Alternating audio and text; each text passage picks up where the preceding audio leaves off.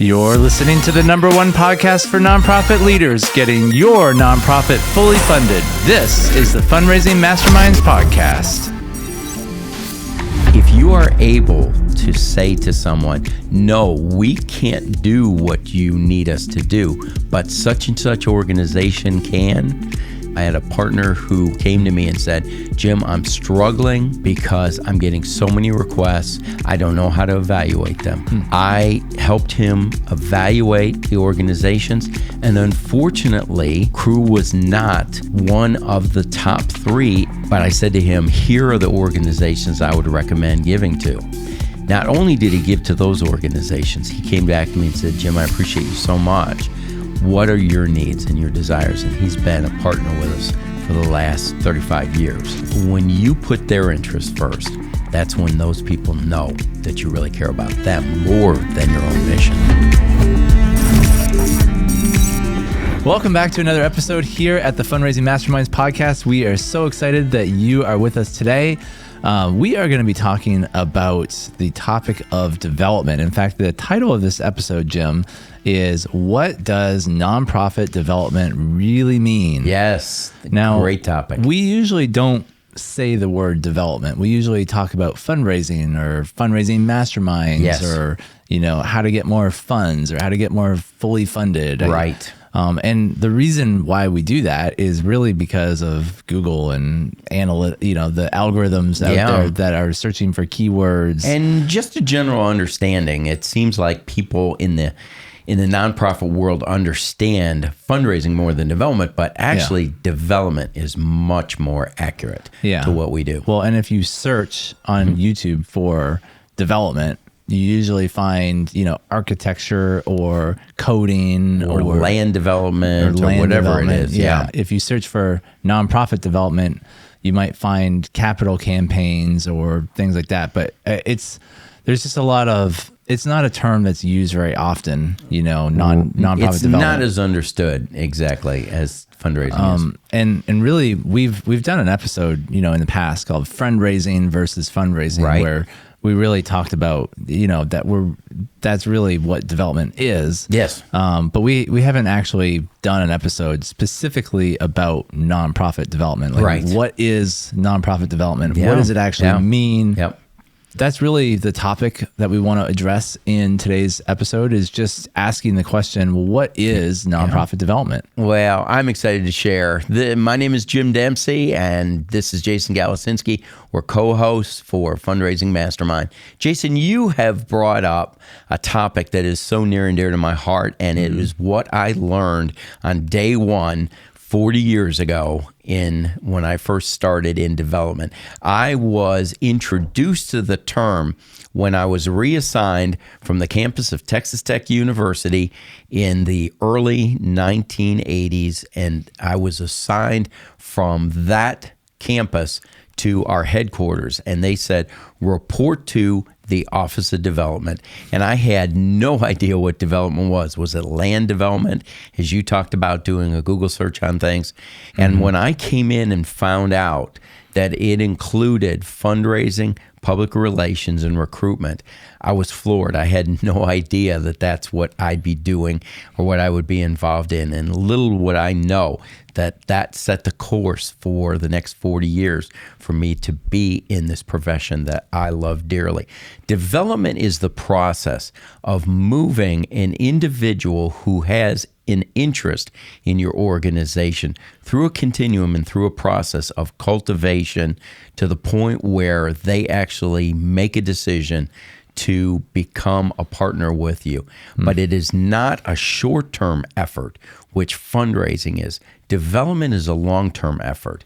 It is a process of bringing a person along through a process that they become a long-term, a lifetime partner with your organization. I have got individuals who have helped my efforts in the ministry for my own personal support for nearly 40 years. And some of those people have been with us since day one. And that is the long-term process. Wouldn't we all, as nonprofit leaders, love to have someone who's with us for 40 years and will be with us for the next 40 years. That's what we hope for any organization. So it is a process of bringing people along a continuum of understanding, of immersion, and then finally to the point where they are fully and wholly committed to your organization. Yeah. Now, development, Jason, includes 3 key elements: public relations, recruitment, and fundraising. The public relations side of things is introducing your audience or your community to your organization.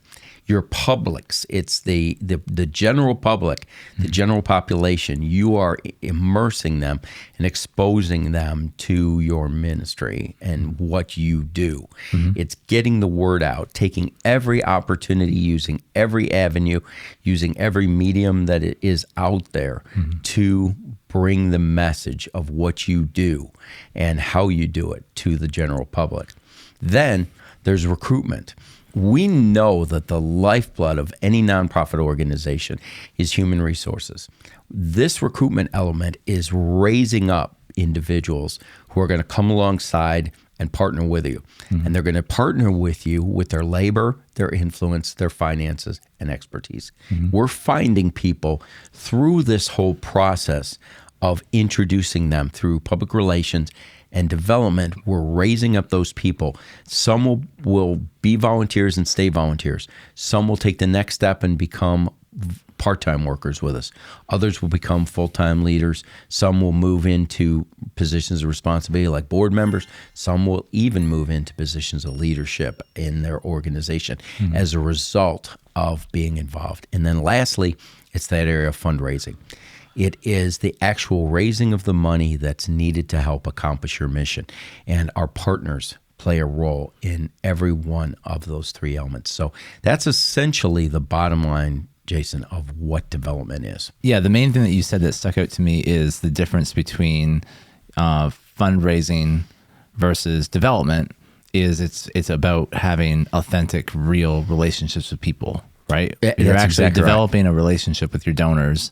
You're not just asking people for money and moving on and trying to get, a lot of people. So the analogy that we've used in the past in different podcasts have been treating people like an ATM, right? Versus transactional versus transformational. Yeah. And so the main thing is that with development, we are not treating people like ATMs, which is you don't think about an ATM until you need it. Right. And then once you need it, you go to the ATM, you get the money that you need, and you forget about the ATM. Right. And that is not development. Yeah. And that breaks the heart of our partners more than anything else. When they feel like they're ATMs, you only care about them when you need their money. That's the worst. For someone who is running a nonprofit, they're a leader of a nonprofit, and they're thinking, oh, gee, well, I kind of do that. How do I transition my thinking? Because a lot of it is a mindset. Very much. And so what is the mindset of someone who is thinking more development oriented versus it's thinking more fundraising versus development. Yeah. Well, it is a mindset, Jason, and you have got to work on training your mind and shifting. And in fact, I'd even encourage you to shift your vocabulary away from fundraising and move it towards even another definition like fundraising. It puts the emphasis on the relationships when you call it fundraising versus on the money when you call it fundraising. And so it's so important that you put the emphasis in the right area and make sure that you are focusing in on the relationship building and the growing of that personal relationship. Yeah. So what do you mean by when you talk about having a relationship? Right. I mean, I've already got a lot of friends. Right. And I'm already married. I have kids. Yeah. What do you mean exactly by having a relationship with your donors? Define relationship. Define relationship, yeah. Well, of course, just as with any relationship that we have, there's different levels of involvement. A relationship you have with a female in your life by the name of Jennifer is a very close, deep, meaningful relationship, and she's your wife.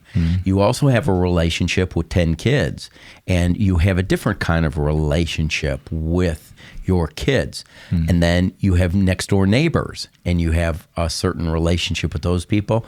You have individuals in small group, and in your church, you have a different relationship with those individuals. You have coworkers, you have a different relationship. So every different environment, wherever we work, wherever we're involved, we might have a different kind of relationship. The relationship that we are talking about with our partners really depends on them a lot. We've got to reach out to them and find out where are they comfortable in our relationship. I have some that have deep, meaningful relationships. I had one of my ministry partners called me about 2 weeks ago and said, we haven't spent any really good time together. I'd like to invite you to a hockey game, and let's just go have some fun together. That is a deep, meaningful relationship. But I've also got some individuals who just prefer me to call them a few times a year. And I've also got some partners, some donors who say to me, Jim, you know what? Just send me a couple letters a few times a year. That's satisfactory. And you really need to determine where the person is in the relationship. So you may have a desire to get very close with someone, but they may put you at an arm's length. Yeah. So how do you go about figuring that out? You know, when you are trying to get to know them. A lot of it is step by step. You reach out.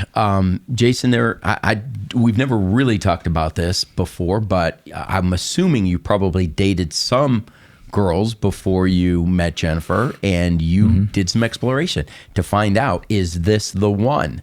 Well, clearly those were not the ones. And you probably had some one and done dates. You probably had a few where it was a couple dates. You may have even dated somebody for a few months or even a year or more. But clearly those individuals were not the right one. And it really is the same way. You've got to step out to find out. You've got to, in a sense, extend the olive branch. And we're going to talk about this in different ways, but having genuine relationships with people, you need to go in there with the right motive to want to clearly have a genuine relationship with someone and find out how deep do they want to go. Some may want to go very deep. And in fact, it always amazes me how many of our partners trust us. And there's time and time again, I've had people tell me, I have never told anyone else this but. And there's just something about, number one, being in ministry, and number two, the fact that we actually deal with a very important and meaningful area of their life, and that's money. That's the one area that people struggle with more than anything for trusting God is money. I mean, they can trust for, their kid's going to come to Christ. Are they going to find a good school? Whatever it is, but money is that one thing, and so you've got to test that. All right, so Jim, I have a practical question in terms of dealing with relationships. Okay. What happens if someone gives a meaningful gift to your organization, and you know that you're supposed to have this relationship with this person, but this person is really different than you? Right. They have a completely different personality.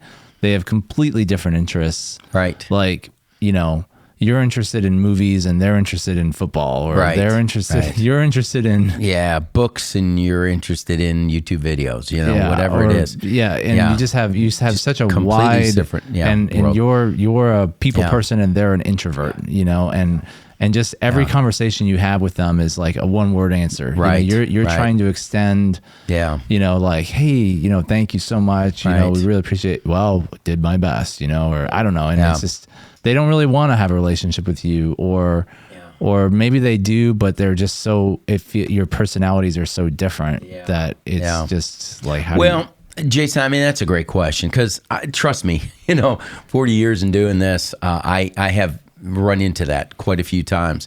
And there's a couple things that I would say. Number one, you do have one commonality, and if they gave to that organization, to your organization, there's a reason why they gave. So I always start out with some investigative work. What was it about our organization that caused you to give a gift?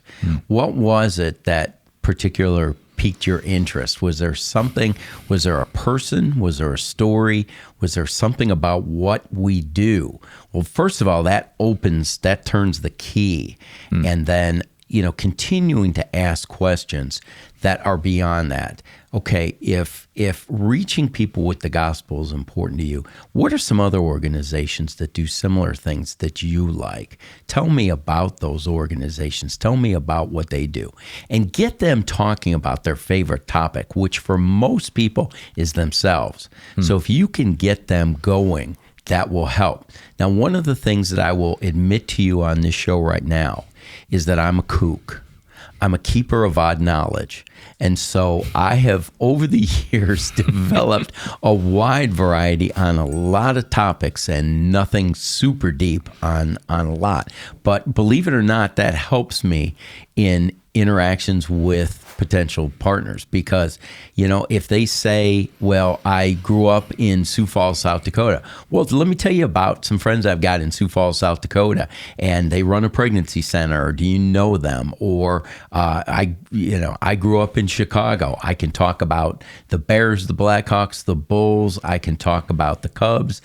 Whatever topic that is. I lived in the Northeast. I lived in the Washington, D.C. area. I can talk about what Washington, D.C. looks like. I tiptoe lightly into politics. My major was political science. I'm a sports nut. I love any kind of athletics and sports, but I have a son who is a software engineer, and I can talk my way through computers and technology. And so I think that is really important in any opportunity that you've got as a nonprofit leader, is to understand a little bit about a lot of things. Finding out what made them interested in the organization, I think answered the question for me, because you want to understand what makes them tick. Right. And really, I think using software or, taking notes on people, is kind of the key. It is. When I started Fundeasy a while ago, and when we were getting started, and we had all these people we were meeting for the first time, and they were potentially going to be customers, and I knew that I had to call them. There was any information that I could learn about them was helpful in advance. If they said that they had, a dog or they were married, I would write it down, because then I could, when I called them back, I could say, how is your dog, or how is your, marriage going, or whatever. And so just any information about them. Right. So when someone gives to your organization, I think one of the very first things we should do is give them a call and thank them and say, thank you so much for your gift. Yeah. What was it that motivated you? What prompted you to give? Yeah. Yeah. And learn about their motivations, learn about what makes them tick, and learn about what makes them excited, and try to find that common ground. Right. And then you can start to build that relationship off of that. One of the best things you can do is listen. My father always used to say, and I'm sure there's other fathers and mothers said the same thing. God gave us 2 ears and 1 mouth so that we can listen twice as much as we speak. That's a good one. And you really need to just listen, and you will be surprised how much people are willing to tell you about themselves if you're just willing to listen. And, I watch people at times, and I see them, we're having a discussion, but I know their mind is a million miles away. You need to learn to be a good listener if you're in development. Yeah. So another thing, while we're on the topic of donor development, is I hear this a lot in development circles, nonprofit circles, that we need to cultivate donors. Right. And, donor cultivation and donor cultivation strategy. But sometimes it just, I don't know, my eyes kind of glaze over when I hear those kind of words. What does that mean exactly? In terms of practical, real relationships, when you're talking about someone gave a gift to our organization, I understand the role of reaching out to them, getting to know them as a person, taking notes, writing it down, actually caring about the person. But then when you talk about donor cultivation, what do you mean by that? Well, Jason, I am one of the last people to be talking about plants, and because I don't have a green thumb, I'm closer to a black thumb. I can kill plants very easily. But if I said to you, Jason, I'm going to entrust a plant to you, would you please ensure that it continues to live and it continues to grow? Well, you're saying, sure, that makes sense, Jim. I'm going to water it. I'm going to give it some plant food. I'm going to make sure that it's in a pot that's the right size. That's essentially what we're talking about when we talk about donor cultivation. It's really the care and feeding of our partners. And what I mean by that is that there are 7 stages for cultivation. That's the care and feeding of our partners. And I'm going to talk about those 7 stages real quickly, because I believe that may help you in getting a good understanding. Okay. The first thing I'm going to talk about is identification. Now, it is so important for us in our process to identify who is it that is interested in our organization, who cares about what we're doing, and once we do that, who ends up as someone who is either a prospect or a suspect for our organization that they could give. Secondly, you want to start to look at some exploration.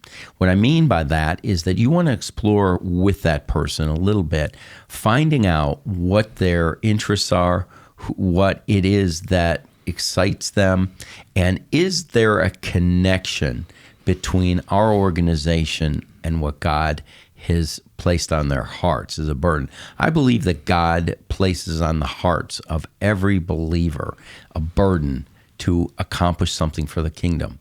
And I want to find those people where there is an intersection between their heart's and desire and our organization.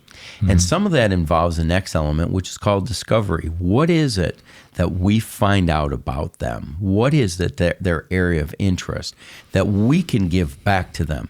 If we find that they've got an interest in human life, in the value of human life. If I'm a pro-life organization, that means from cradle to grave or from birth to death, that person has a value in that. And I want to show them how we can help them have a specific interest in that way. If their daughter died of cancer at 12 years old, and I am an organization that deals with cancer patients, there's going to be a connection there. So having that discovery. Then there's the evaluation. That means, okay, you take all the information that you have gathered about them, and what information can I use to help me have a better understanding of who that person is so that I can look for that connection between us, that intersection in there. I talked about, Jason, about when you asked me about how do we get to know someone who you have absolutely no interest in. What are the commonalities? Okay, we talked about the biggest commonality, which is that we both have an interest in the same organization because they gave to us. But are there other things that we have in common that we can connect up with? And then we work on this whole process of raising up and the overarching cultivation, which means connecting with people, providing them with information on who we are and what we do, asking them, what is it that you would like for me to find out more about our organization? Do you need an annual report? Are stats, statistics, figures important to you? Do you need some stories from me? Are you interested in hearing? Remember, we have logical givers and we have emotional givers. Those are the 2 types. And we need to find out, is the person that we are cultivating a relationship with, they emotional giver or a logical giver? If they're emotional, we need to give them stories. If they're logical, we need to give them facts and figures. So it's important. How do you know if they're emotional or logical? Do you have like a quick litmus test? Well, I know pretty quickly by what they want from me and what they ask from me. If they ask, if they ask me about specific stories of individuals whose lives have been changed, that typically right off signals, okay, they're going to be motivated by the emotional kinds of things. I had someone who was a personal supporter of mine early on ask me, what I need for you to do is I need you to send me your annual report. I need to know how many hours you work a week, and I need the name of your supervisor. And I'm going to call your supervisor to find out if you're doing a good job with your organization or not. That, to me, told me very early on, and everything since then has solidified that this is a logical giver. But what the beauty is that typically every married couple has one of each. So fortunately, this man's wife is an emotional giver. And so there is a tremendous connection between his wife and my wife, and that works very well. And then you reach the point Which is where interesting because your wife is a logical giver. it is very interesting, but my wife has become, just as I have leaned towards understanding, I am the emotional giver. Yeah. And so I give people facts and figures because I know that not everyone's like me. Yeah. She knows that people like stories and think emotionally. Yeah. So she overcomes her facts and figures by providing stories. Yeah. So we've been able to find that balance. Yeah. Then the second to the last area is number 6 is solicitation. Yeah. Is actually getting to a point where you present the opportunity to people. I've given you all this information. It seems like there's a connection between us. We've found the things that seem to be we are both on the same page with. Mm-hmm. Is now the time. I'd like to ask you, would you like to partner with us? Now seems to be a great time to present the opportunities we've got. Mm-hmm. Are you interested in this specific thing? Mm-hmm. And that's that. Now, of course, then you wrap that up, as we've talked about in other broadcasts, is on that stewardship, which is the feedback and response back, letting them know the outcome and the use of their money. And so those are the 7 stages. Once again, identification, exploration, discovery, evaluation, cultivation, solicitation, and stewardship, the 7 principles of donor cultivation. But overarching, if this term is tough to wrap your mind around, Jason, think about care and feeding of our partners. Yeah. Well, I like the analogy of the plant. Mm-hmm. You know, I can understand that, Yeah. Taking care of a plant and feeding it and cultivating it, making sure it has everything it needs. I mean, this is just such a foreign concept to a lot of people. I Very think much. A lot of times when we get into a nonprofit, it's because we were volunteering at that nonprofit or involved in the nonprofit, and we were impacted by the particular issue. And we care deeply about the nonprofit and the issue and the issue, and so we get into a leadership position, right? And then we just think, well, everyone should care about this. Yeah. If I care about it, why don't you care about it? And have the same interest, and so level of interest. We kind of just go around and saying, well, don't you care about babies? Don't you care about the homeless people? And we're trying to almost like guilt people into giving us money. And it's making them feel bad that they don't have. And then when people, what's worse is if people don't respond, then you start to feel that pressure of like, well, I must not be doing a good enough job, so I need to ratchet up more.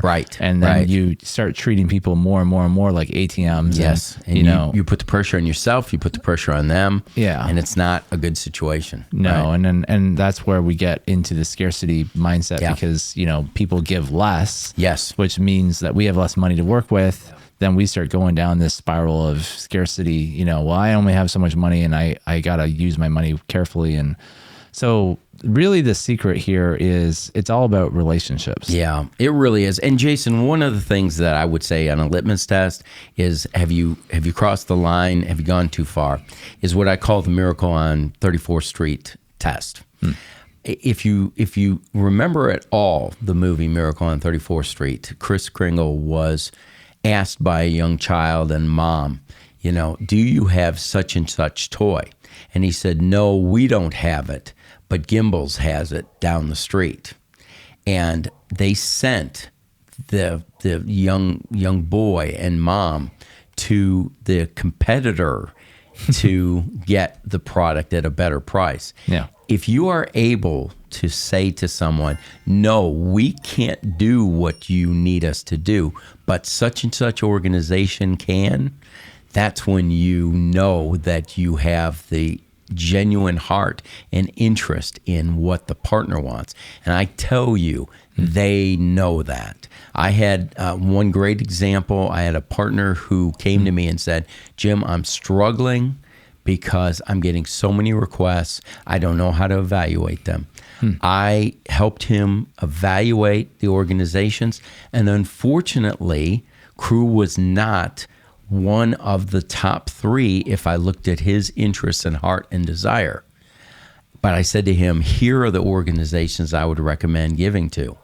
Not only did he give to those organizations, he came back to me and said, Jim, I appreciate you so much. What are your needs and your desires? And he's been a partner with us for the last 35 years. And so when you put their interest first, that's when those people know that you really care about them more than your own mission. Right. And that's a tough thing to say. Well, here's another question that I have for you is, this all sounds great, when you're dealing with, you got a nonprofit with a staff that can take the time to do all this stuff. But what do you do when you're, a nonprofit leader of a staff of one? You're the executive director, you're the development director, you're the CFO. You're a one-person operation. You're the executive director, you're the operation director, you're you're doing everything, right? And so you have the heart behind the ministry, and you're doing all the ministry. So you're consumed with the work that needs to be done. Yeah. And the last thing that you have time for is to go out to lunch with a bunch of people and care about people. Like it's not like you don't like them or you don't care about them, but it's just like you were just so busy. Yeah, right. How do you realistically juggle, or what would you recommend for a small nonprofit? Like what's the recommended amount of time that you should be putting into development? Ironically, Jason, I would probably say this with a small organization as well as a large organization. It's not all about you. You cannot be the sole relationship with someone. People need multiple relationships with any organization, because if someone gets upset with you, they'll step away and no longer be a partner. But if they have multiple relationships, then they are going to see that as, well, Jim and I may have a disagreement, but I like Jason a lot, and that makes the organization valid. What I say about that is that as a small organization, you do have board members, you hopefully have some volunteers that are part of things. Pull some of those individuals. Many board members would love to be part of helping to cultivate a relationship with a major donor. Many of them are emotional givers, are outgoing people who would love to meet with others, and ask those people to develop the relationship with some of these major donors that need that cultivation. Or if you've got volunteers, maybe there's some people who'd be willing to invest even an hour a day or a couple hours a week to be on the phone with your major donors, just not even asking them for money, but just calling them and saying, hey, this is Jim Dempsey from Crew, and I just wanted to thank you for your gift, and I just appreciate you so much. Is there anything I can be praying for you about? Don't need to be asking you for any money or anything. I just want to let you know we care about you and we appreciate you. That alone would make a world of difference. So to me, it's not an excuse to say, not a good excuse to say that we are a one-person operation. And so as a result, I can't carve out the time. Yeah. Now, remember, it's part of the trap. I think a lot of nonprofit leaders who do have like a small team, they tend to take their job really seriously, right? And the ministry does tend to get wrapped around one person. And that one person might get a lot of meaning out of it being around them. Gives them a lot of purpose. Yep. And so it can be a little bit of a trap, that person might have a hard time letting go of, they want to do everything themselves because they feel like that gives them meaning or purpose. And, but really what you were saying is, you have to be able to let others, do some things, maybe let your board do some things and delegate some responsibilities. So there was a terrific example, of course, in Scripture when Moses was just taking on every judgment with the Israelites in the wilderness, and his father-in-law, Jethro, had to come up to him and say, Moses, you're going to kill yourself. You're not going to survive if this is all you're doing all day. Mm-hmm. You need to delegate. And that's when we started developing the 12 tribes. And each of those judges and all of those tribal leaders were in charge of judging their individuals within there. So delegating is critical. So it was good to understand, the 7 stages of donor development. Now, what are some ways that we can maintain these relationships? Yeah. Well, Jason, going back to marriage again, what was it that helped you to woo Jennifer? What was it that helped you to capture her heart? And what keeps you guys married today? It's spending time with the person. It's consistently communicating with the person. Mm-hmm. It's soliciting their input and their say. We get so tempted as nonprofit leaders to get in our own little world that we forget that our partners want to be part of our world. Mm-hmm. If you are pulling them in, they don't want to just give you their dollars. They also want to find out about your organization. Yeah. And don't keep them at an arm's length. We talked about them keeping you at an arm's length in relationships. Don't keep them at an arm's length. Right. Don't say, we'll only accept your money, but we won't accept your input and your care for our organization. And you need to look for ways to have continuous and consistent communication. Jason, I have not missed a month of communicating with my partners I know it's over 25 years. And so it is so important to stay consistent in your communication with people and provide them with the information that helps them understand who you are. Continue to give them feedback and talk to them in the manner that they appreciate most. Do they appreciate phone calls? Do they appreciate texts? Do they appreciate notes and cards and letters and gifts? Give them those things. But you've got to find out. All of us have, if we haven't read the book, we've at least heard the term love language, finding out someone's love language. Yeah. Finding out what your partner's love language is and speak to them in that way makes a huge difference. So those are some of the things that I would say are going to set you apart from every other nonprofit.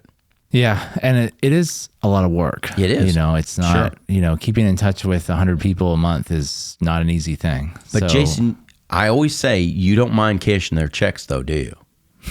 And that may sound somewhat harsh, but I do say that to a lot of ministry leaders in that, yes, it is going to take some effort, but you don't mind that it takes them a little effort to write a check every month. And I think you've got to I think in this day and age, there's just a big emphasis on like passive income. Passive income is kind of a big buzzword. How do we get passive income? And I think a lot of nonprofits just think, well, if I can get people to an event, if I can give them a certain, presentation, then I'm going to get them on my $35 a month list and I'm going to have passive income. I'm never going to have to talk to them again. And that's, because because human nature is we're lazy and we just want a bunch of people to come on and get them on board. And I don't want to have to deal with, them. I want to be busy with my ministry. And, but that's really the opposite of what we're talking about, Jason, development would be so easy if we didn't have to deal with people. But you know what, Jason? We do.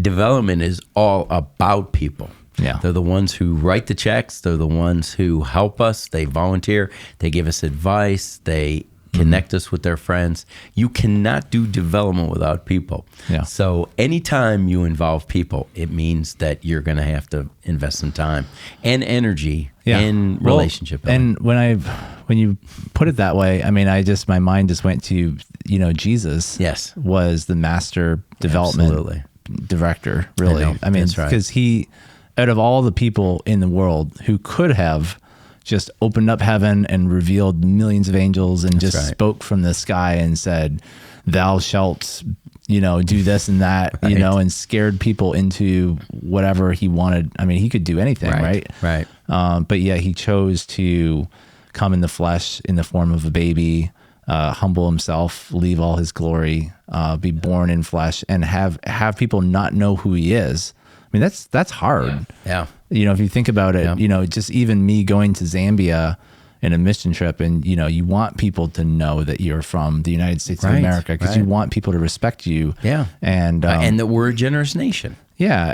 And for Jesus to be coming from heaven and have people say all kinds of bad things about him that were not true, and just still kind of put all that off and be focused on developing relationships, and not developing relationships with the wealthy and the astute minded, but he chose like fishermen and the kind of like the uneducated people, the middle class.